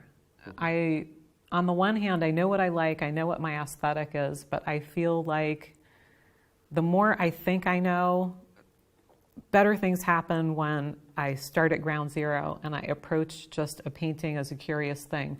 What if I did that? Hey, I'm going to try this. And I do my go-to subject matter, of course. I'm not reinventing the wheel each time. I don't mean to say that. But approaching things more as a scholar and trusting in the process. So, I'm exploring when I approach a campus. Well, that's one of the things I've noticed about the artists that get to the top of their game is they never stop exploring. They're always experimenting. The ones that get stagnant are the ones that do the same thing over and over again year after year. But the ones who are, even top artists, the very, very top artists have told me that they'll take a workshop from someone else, someone who might even be considered a lesser artist than they are in some ways. But they know that this person has a gift in a particular area, or maybe not a gift, because I don't really believe it's about gifts as much as it is about passion and development, putting in the time. And so they'll go learn from you, for instance, or from somebody else. I mean, I first learned about you from Scott Christensen. So you're on the radar of the big guns. He's a wonderful person. He's a great example of somebody who never stops learning. And he says he learns from me, so what higher flattery is that? Absolutely, yeah. Well, and your work is beautiful, and there's a lot to be learned from it. So are you a studio painter, a plein air painter, a both combination? Is there a way to delineate that? I used to consider myself just a plein air painter. I actually started in watercolor, and I've transitioned into oils, but and it's one of the reasons I ended up taking Scott's workshop. I love the idea of taking workshops at intervals, regardless of where you're at. And sorry, I forgot the first part of the question. I don't remember it either. Okay, well, we're chatting anyway. Hey, how about those Mets? That's right. No, but just transitioning from watercolor to oil and having that curious mindset, I mean, that's what just continues to lead to some good things. And why did you transition out of watercolor? I think I was just curious about oils, and what was holding me back was the use of solvent. I found out I was allergic. I would get hives and kind of get dizzy, and so then I did a whole lot of research on different ways to approach your canvas and not use any type of solvent product whatsoever. So let's talk about that. What would that be? What's that look like? Well, it could be really simple in the fact that I just don't use solvent. So I use everything else. I'm using traditional oils, water mixable. I can even use some mediums, such as Gamblin solvent-free gel that does not contain solvent. Or you can be complex about it and say, I start with the water mixable underpainting and to mimic the look of the solvent. And then I actually, when I'm doing the idea of fat over lean, the underpainting is the watery stuff in the water mixable. And it all works pretty well. Sounds like I've got too much equipment to be working with there, but it works. So in terms of plein air painting, for the people who might be watching this, they're not a plein air painter, maybe they don't even know about it or haven't experienced it. What do you learn if you have been painting in your studio your whole life, or in the back bedroom or whatever, and you maybe you're painting from photographs or copying other things? What happens when you start going outside? What changes? Such a good question. Thank you. Plein air is like everything. I mean, it all has to start there. Has to. Yes, because as humans, we are outside, we're interacting with, I mean, nature's just the ultimate teacher. You can take as many workshops as you want, but you're just going to learn from going outside and seeing. Somebody could tell you till they're blue in the face and you're blue in the face, here's how you paint a rock, here's how you paint a tree. But you just go out and you look at it. And then some of the ideas that you can almost see things click in people's brains when they're looking and a teacher is describing. It's like, oh, so that's what you mean when, and Carlson was talking about this. And you're like, yes, that's right. It's all coming together. So for those who don't know who Carlson is. Well, Carlson's Guide to Landscape Painting is kind of what... Published in what, 1930 or something? Right. It's been reissued how many times? Like it's a classic. Dozen times. Yes, one would say he knows all the answers, but he's also of the school that you never stop learning. And he's still looking for answers as the book progresses. So we're trying to finish we're standing on his shoulders, in essence. So when you write your book, and you have three primary principles that you have to communicate to people that are more essential than anything else, what would those three be? Well, going outside and working plein air, I just don't think you can get enough of that. even if nothing comes from the painting, just making the effort to put down some color bars and color notes. And then what we talked about, just continuing to learn. It doesn't mean grabbing unessential information, not just, let's learn, let's take a million workshops. It's, you can take a workshop and not like what the teacher said, but actually you have learned something about yourself. So being mindful of your own values and your own aesthetic as somebody else is presenting information. And so that could be paintings on a wall in a museum, could be at a workshop, could be at the convention when somebody's talking or doing a demo. You can actually disagree with their choice of red. It's your prerogative, but be actively learning about yourself in that regard. So third thing, in fact, make time for some other hobbies. Sometimes I feel like art is so all-consuming. I mean, I've cut down on so many of my other hobbies. I try to do cooking and gardening. I'm down to just those other two things. They take up a little piece of the pie now. What were the other ones? Oh gosh, everything from horseback riding to quilting to, I tried knitting, and yeah, I was into all types of stuff. But painting is number one now. Well, the nice thing about gardening is you can create your still life subjects, right? Right. Go outside. So you mentioned the convention. The people watching this might not know what you meant when you said that. Mm-hmm. So the plein air convention that is being put on once a year, it's a big celebration of plein air, which is the idea of painting outside. Just what got me so excited before. The numbers were huge, the people that attended, but it felt like an intimate gathering because you got to see some new people, old people that maybe you had seen before. It was great. It's kind of, I think of it like Thanksgiving, it's like going home and being around this big giant table with all these people that, except, it's Uncle Harry's not there. It's your kindred spirit family reunion, right? Yeah. Yes. Yeah, people who like the same things that you like, your tribe. Yep, exactly. I remember you mentioning that, I think, and it's just at the address, opening or closing, and it just couldn't be more true. You just kind of started getting warm and fuzzy in the room, like, oh, all these people like this stuff too. Yay. Well, I think the community is such an important part of being an artist. And what tends to happen is that those of us who are not out participating in plein air groups or plein air paint-outs is that we kind of get isolated. We get stuck at home. We're sitting in our studios and painting away, and oftentimes we're alone. It's just our families. Right. And I think that community seems to be a really important aspect for an artist, whether it's the plein air convention, the idea of once a year, at least going and reconnecting with all these people. You're in community because you're going to some of the plein air events and connecting with other artists at those things. And also you're able to talk to collectors and so on. Well, I'm glad you mentioned that. We're talking about that sense of community because I think I used to think it was about what I was thinking and feeling, but you're right, it's connecting with other artists and being open to what they say. I learned from my students. I hope that my students are learning from me. And it's that sense of camaraderie, seeing what somebody else is excited about, hearing different presentations, snatches of conversation I heard in the hall in the plein air convention.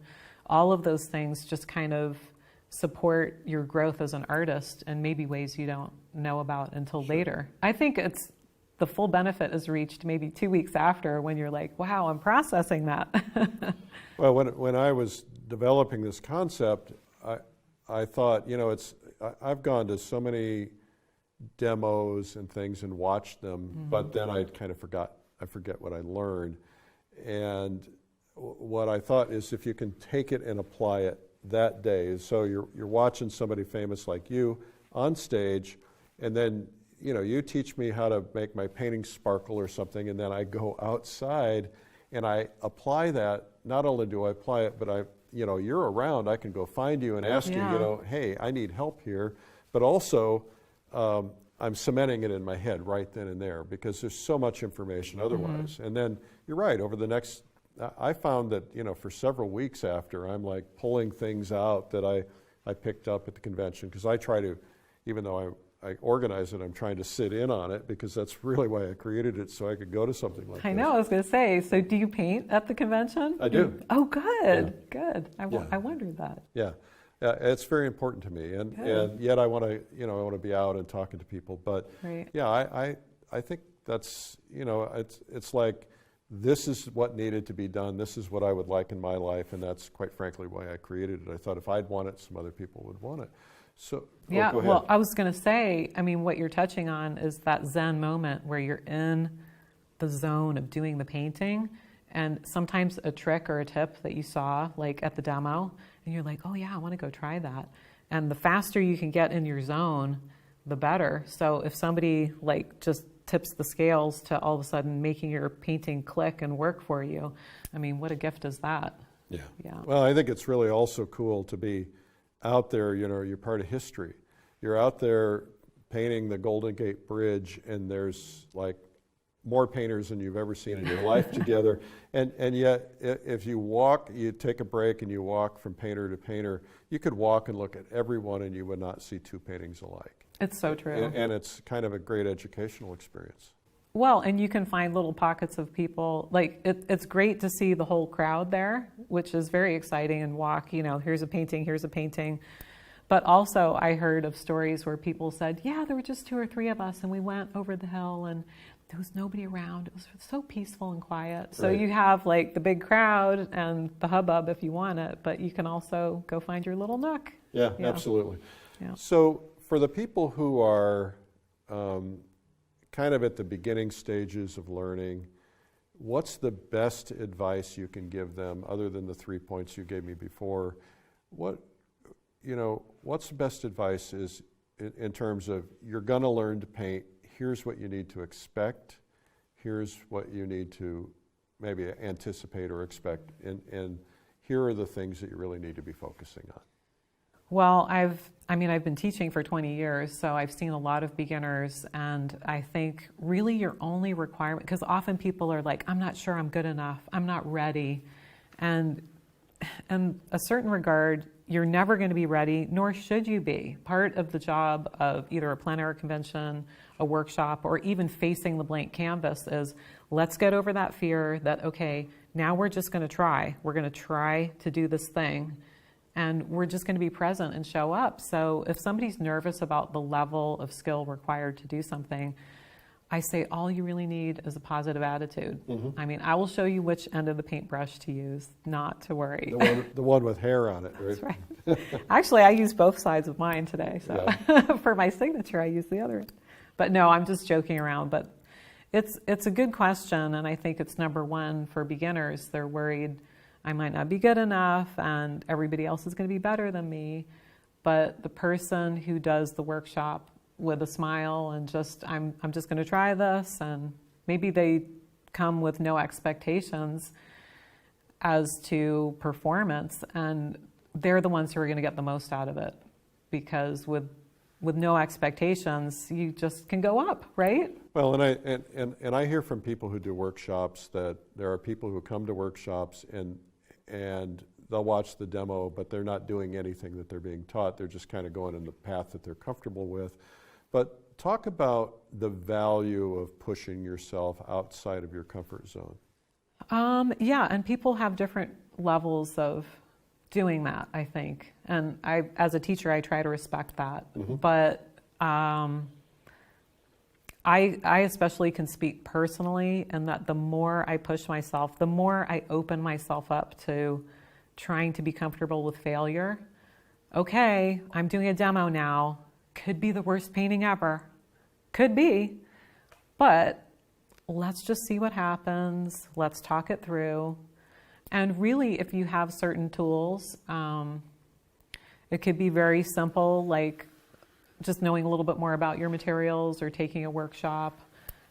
Just that idea of getting over that hump and trying. It makes all the difference. It really does. You just have to be open to failure. It's a good thing. It doesn't have to be a bad thing. Yeah, I think the hardest thing for me to learn when I started painting was that I would get really invested in the canvas that I had just created. Mm-hmm. You know, I'd fall in love with it for whatever reason, and it took an instructor coming over one day and then scraping everything off of it and saying, "Here, start over." And I was mortified. Yeah. But he said, "Look, you've got to get to the point where you're not worrying about whether it's good or bad right now. Right. You know, your drawing was off. You're never going to be able to fix it. Let's start over and get it right, and let me show you how."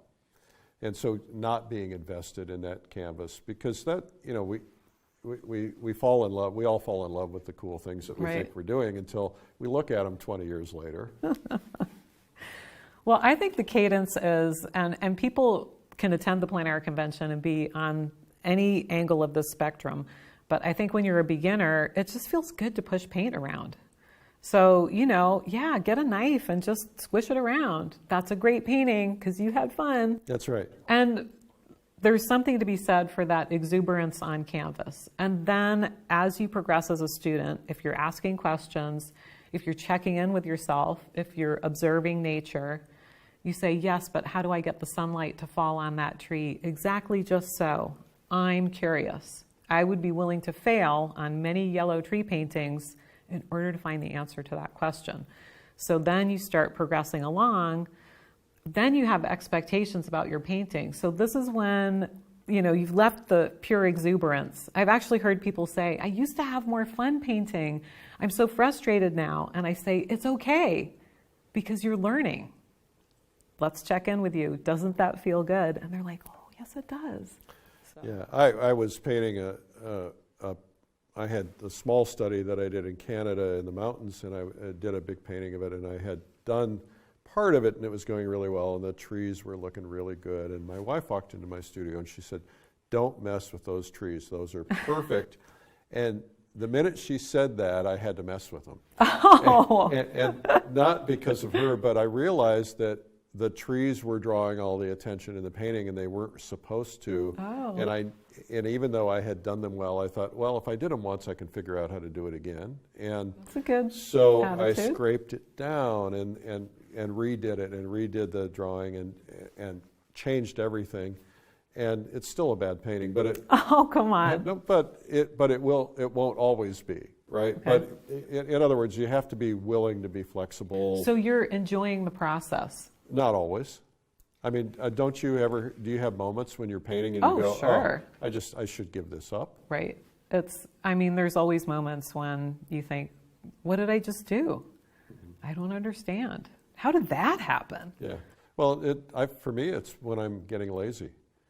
Like, you know, if I'm tired or I haven't put enough paint out and I'm like trying to make other colors work because I don't want to go get another tube of paint. Or, you know, so I think that you got to get away from it once in a while. You have to give yourself some breathing room. It's not always easy to do if you're in a quick draw or something, but.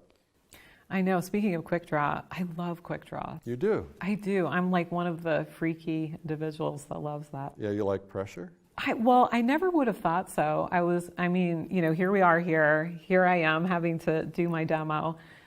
And even teaching, I was extremely shy, totally introverted. I would never be able to talk and paint at the same time. This was me long ago. And so I think it's been, baby steps to overcome that. Mm-hmm. And watercolor teaches you something. You can't really be afraid with watercolor because it shows on the page. Yes, everything shows. And so what I found at the plein air quick draws is that you just don't have time to second guess everything. There's time to slow down. This is what happens with my studio paintings. I slow way down, I reassess everything. It's a different experience. And to some degree, my ultimate experience is it feels very pure. The plein air quick draw, it just squeezes everything out of me. All my creativity comes out. And it just feels so good. And I'm in just pure paint mode. There's almost no cerebral, it's just complete reaction. And you could think of it as practice versus performance. Mm-hmm. I've been practicing, I have all my skills, I've done my learning, and then poof, there's my performance. So I don't know, it feels good. What can I say? Maybe I'm an adrenaline junkie. I don't know. Well, that's good. Closet adrenaline junkie. Well, I think that one of the things I've learned is if you think too much, sometimes you create problems for yourself. You know, when you're under the pressure, you're operating on instinct, not so much just thinking about everything. You know, it's like the best paintings I've ever done in my life were 15-minute paintings. There you go. Where I had the sun was going down, the wind was blowing, I'm holding the easel down with one hand, and it's like in psychotherapy, they do these things to distract you so that your brain is. I've never been. Well, okay, maybe that one time, but it's this idea that you know, you're not overcompensating for things because you're just like big brushstrokes It's trying to instinct. get it down. And sometimes those are the best, most beautiful paintings. I think that's exactly it. That complements what I was trying to describe before. That moment of just gestural, this and that. And that's when we're talking about plein air, when we're talking about the convention, that's basically what's on everybody's mind, is that moment where it's pure reaction to the scene. You're just so overcome with excitement to capture that on canvas. How do you school yourself so that you can do that? How do you let yourself go so that you could do that? And how do you just be present? I mean, you were there on that mountaintop doing your quick thing. That's why that happened, because you had showed up and let it happen. Right. Yeah. You got to put yourself out there. You have to do it. Yeah. Any final words for our friends out there? Well, it's just been a great experience. I mean, one mental trick I was doing for myself this week was, hey, it's a week-long quick draw. Bring it on. We're going to have fun and make these videos. So I'm looking forward to the same for the plein air convention. Can't wait. Cool. Yeah. Well, we're honored to have you here. It's really fun watching your career, and I just know it's just going to continue to soar. Thanks, I Eric. think people are going to love what you do, and it's just terrific to get to know you a little bit. Wow, thanks so much for having me out. I really appreciate it. Thank you.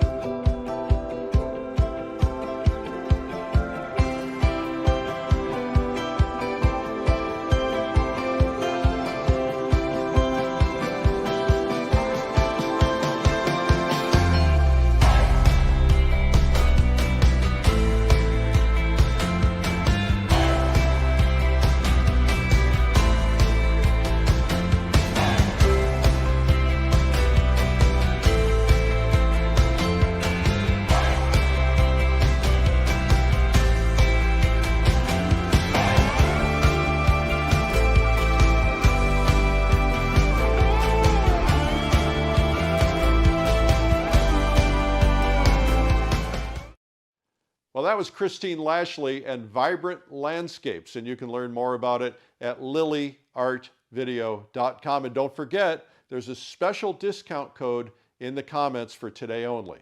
Thanks for watching. I'm Eric Rhodes. Would you like to paint exquisite water reflections?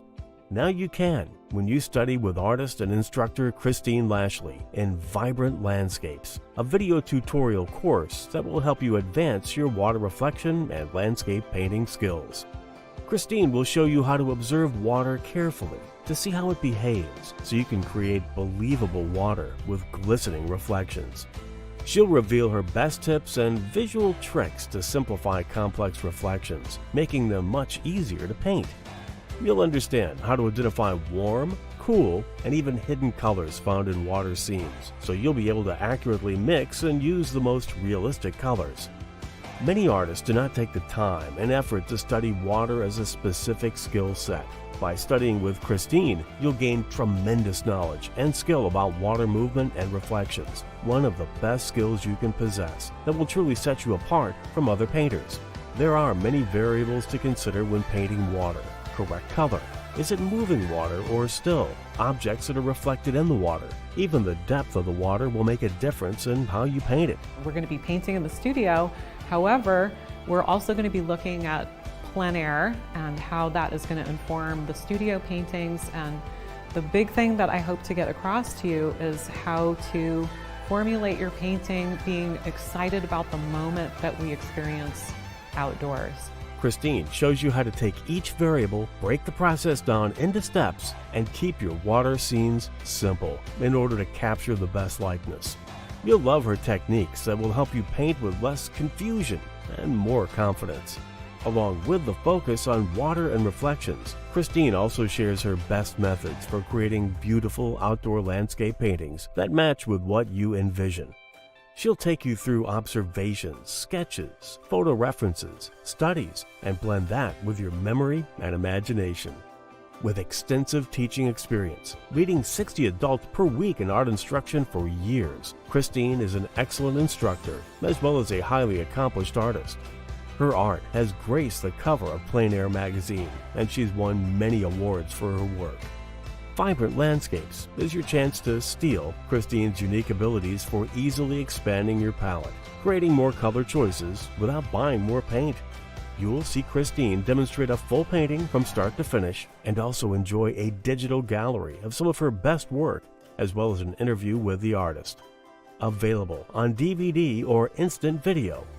Add Vibrant Landscapes to your resource library today.